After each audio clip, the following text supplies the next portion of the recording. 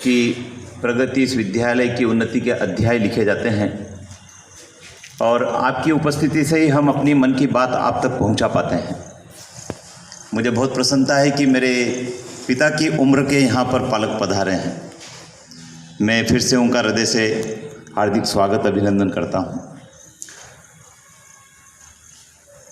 शिक्षण सत्र 2022-23 की ये प्रथम बैठक है और सत्र के प्रारंभ में यदि काम ठीक से शुरू हो जाए तो वो सत्र ठीक से बीतता है और उस सत्र की जो बैठक से परिलक्षित भी होती है। कई सारे काम इन दिनों चल रहे हैं। एक तरफ स्थानीय निकायों के निर्वाचन चल रहे हैं, वहाँ कर्मचारी व्यस्त है, आप भी मतदाता हैं, आप भी व्यस्त हैं। वहीं दूसरी ओर 17 जून से विद्यालय प्रारंभ हो चुके हैं, लेकिन हम लोग प्रयास करते हैं कि एक एक दिन का सदुपयोग हो जाए। आज मैं आपको बताना चाहूँगा कि मैं और मेरे साथी किशोर सिंह जी तोमर साहब सुबह 5:30 बजे कॉलेज में गए थे। वहाँ हम सामग्री बांट रहे थे मतदान दल के लोगों को, और ये मुझे पहले से भी मालूम था कि 24 तारीख को सामग्री बटेगी और ड्यूटी भी आमतौर पर लगती है, लेकिन मैंने आज के दिन को छोड़ा नहीं है। मैंने ये सोचकर अपने घर नहीं रहा मैं तो सुबह 5:30 बजे चुनाव की सामग्री बांटने गया था, तो मैं तो मेरे घर रहूँगा, कल आऊँगा।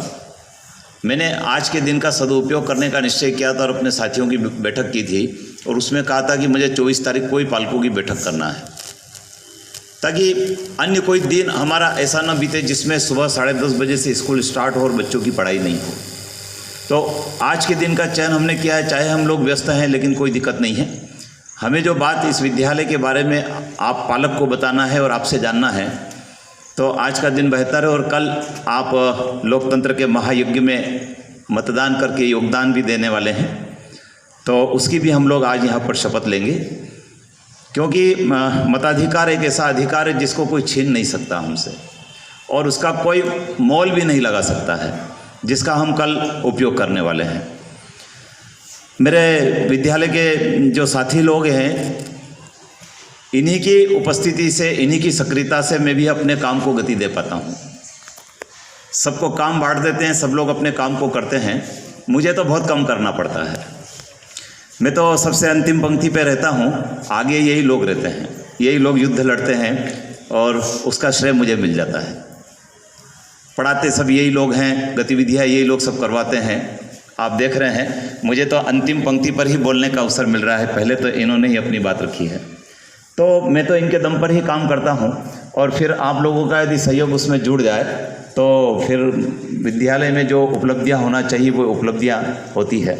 मुझे तो कहते हुए प्रसन्नता है कि कला संकाय की छात्रा, आमतौर पर यह कहा जाता है कि गणित के छात्र, बायोलॉजी के छात्र प्रदेश की मेरिट में आएंगे, गणित वाले आएंगे, लेकिन रूपल कसेरा नाम की जो स्टूडेंट है जिसने कला संकाय में पढ़कर भी प्रदेश की मेरिट में 10वां स्थान बना लिया है, तो ये उसकी स्वयं की मेहनत है, उसके पेरेंट्स की मेहनत है, उनके पेरेंट्स की मेहनत है। उनके पेरेंट्स जागरूक हैं।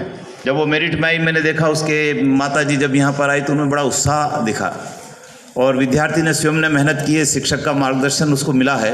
इन सब का परिणाम होता है कि वो किसी भी फैकल्टी में पढ़े, किसी भी विषय में पढ़े, महत्व इस बात का है कि वो कितनी मेहनत करता है।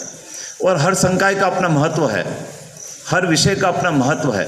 यदि उसको केवल परीक्षा पास करने के लिए पढ़ा जाए तो उसका महत्व कम हो जाता है। यदि उसको गंभीरता से पढ़ा जाए, ज्ञान अर्जित करने की दृष्टि से पढ़ा जाए, तो उसका महत्व सब विषयों का बराबर होता है। अभी मेरे कुछ साथियों ने आपको गणवेश के बारे में बताया है, छात्रवृत्ति के बारे में बताया है, पुस्तकों के बारे में बताया है, मैं उसकी चर्चा नहीं करूँगा। मैं आपसे ये बताना चाहूँगा कि जब मैं स्कूल आता हूँ सुबह, तो मेरे मन में 2 भाव रहते हैं, और भाव ये रहते हैं कि विद्यार्थी ड्रेस में आया कि नहीं आया और मोबाइल तो नहीं लाया है।